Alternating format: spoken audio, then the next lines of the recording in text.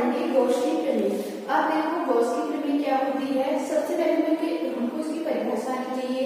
किसी भी बंद पृष्ठ से होकर गुजरने वाला वैद्युत फ्लक्स कुल आवेश Q का 1/ε0 गुना होता है। ठीक है, किसी बंद पृष्ठ से होकर गुजरने वाला वैद्युत फ्लक्स पृष्ठ पर उपस्थित कुल आवेश Q का 1/ε0 गुना होता है। ठीक, अब इसका हम मैथमेटिकल फॉर्म लिखते हैं। कोई भी बंद पृष्ठ होगा उससे होकर गुजरने वाला वैद्युत फ्लक्स को हम फाई ई से रिप्रेजेंट करते हैं। फाई ई बराबर कुल आवेश क्या होता है Q का 1/ε0 गुना होता है। तो फाई ई बराबर हो गया Q/ε0। ठीक, ये तो हो गया गॉस की प्रमेय। अब इसका समाकलन रूप में लिखते हैं। ठीक, समाकलन रूप में देखो कैसे लिखते हैं। इसको लिखते हैं समाकलन रूप में फाई ई बराबर line integration E vector dot d A vector equal to Q/ε0। ठीक, ये होगी हमारी गॉस की प्रमेय। गॉस की प्रमेय का स्टेटमेंट हो गया किसी भी बंद पृष्ठ से होकर गुजरने वाला वैद्युत फ्लक्स पृष्ठ पर उपस्थित कुल आवेश Q का 1/ε0 गुना होता है। ठीक, देखो फाई हमारा वैद्युत फ्लक्स हो गया। फाई बराबर Q पृष्ठ पर उपस्थित कुल आवेश Q हो गया इनटू 1/ε0। तो फाई बराबर है Q/ε0। फिर से हमने पढ़ा है वैद्युत फ्लक्स का सूत्र होता है E vector dot d A vector. तो यहाँ से होगा phi line integration E vector dot d A बराबर Q/ε0। ये तो गॉस की प्रमेय का क्या था, स्टेटमेंट था। अब हम इसे सिद्ध करेंगे, प्रूव करेंगे कि ये कैसे आया। ठीक, सबसे पहले इसको सिद्ध करने के लिए हम एक बंद पृष्ठ लेते हैं। ठीक, ये देखो एक हमने गोलाकार ऐसे बंद पृष्ठ ले लिया।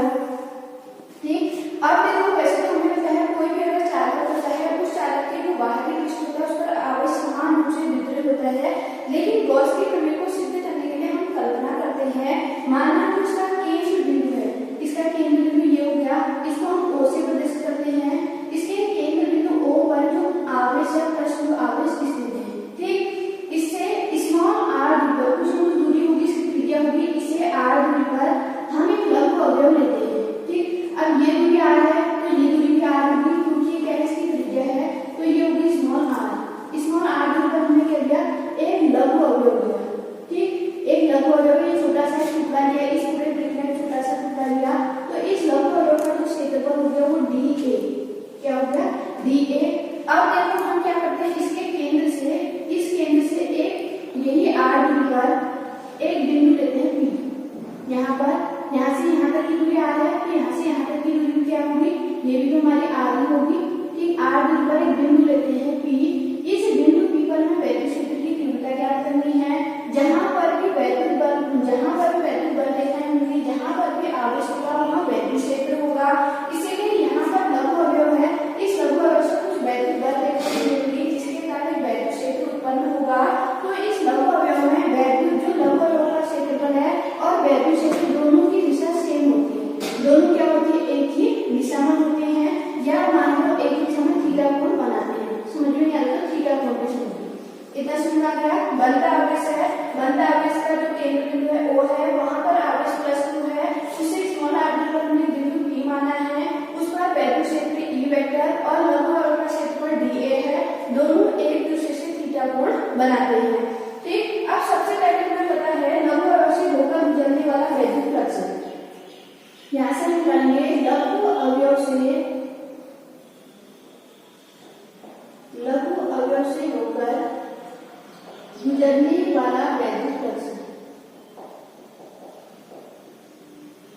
बताओ क्या होगा, अगर अवयव एक छोटा सा टुकड़ा है तो उससे गुजरने वाला वैद्युत फ्लक्स तो बहुत कम होगा। इसलिए बहुत कम होता है उसे हम d फाई से रिप्लेस करते हैं। d फाई e बराबर क्या है, E vector dot dA vector.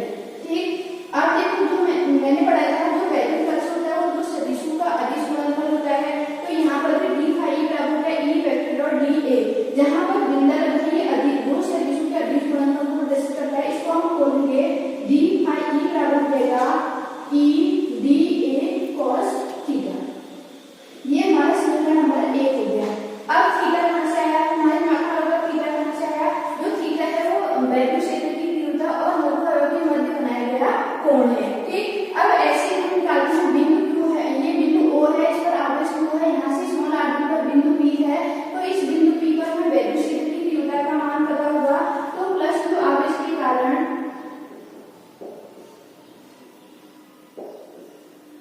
कारण बिंदु P पर वैद्युत क्षेत्र की तीव्रता।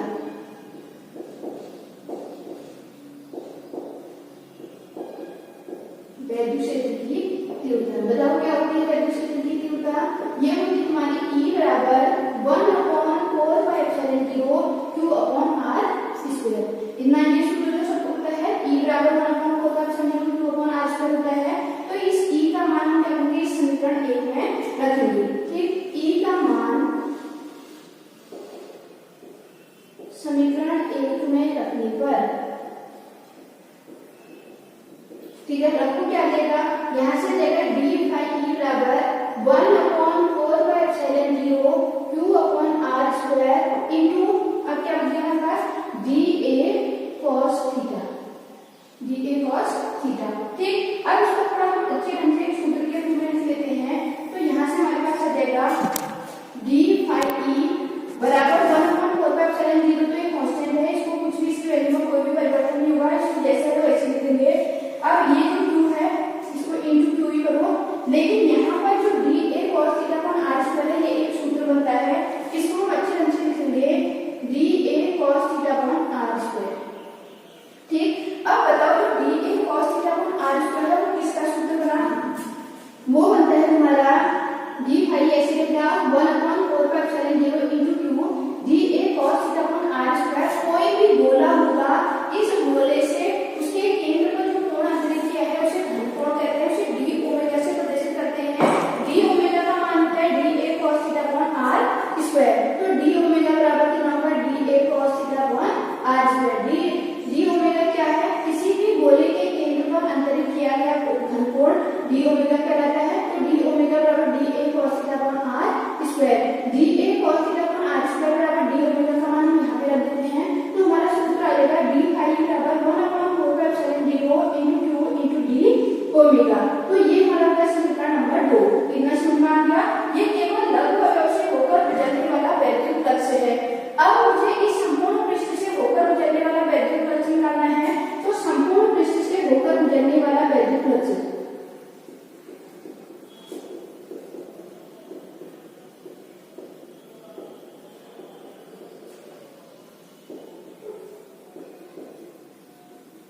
ठीक है, जब हमें संपूर्ण पृष्ठ का निकालना होता है जो समीकरण 2 दिया है इस समीकरण 2 का हम समाकलन करते हैं। तो क्या आ जाएगा समीकरण 2 का समाकलन करने पर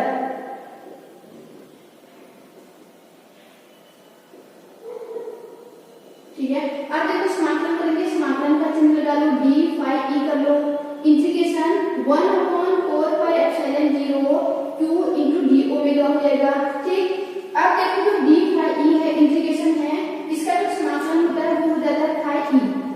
ठीक, अब देखो 1/4πε0 कांस्टेंट है, ये ऐसे कर देगा 1/4πε0 q भी एक कांस्टेंट है, इसको हम ऐसे काटेंगे, लेकिन अंदर क्या बचेगा इंटीग्रेशन d ओमेगा। ठीक, अब कोई मुझे बताएगा d ओमेगा का इंटीग्रेशन क्या होता है?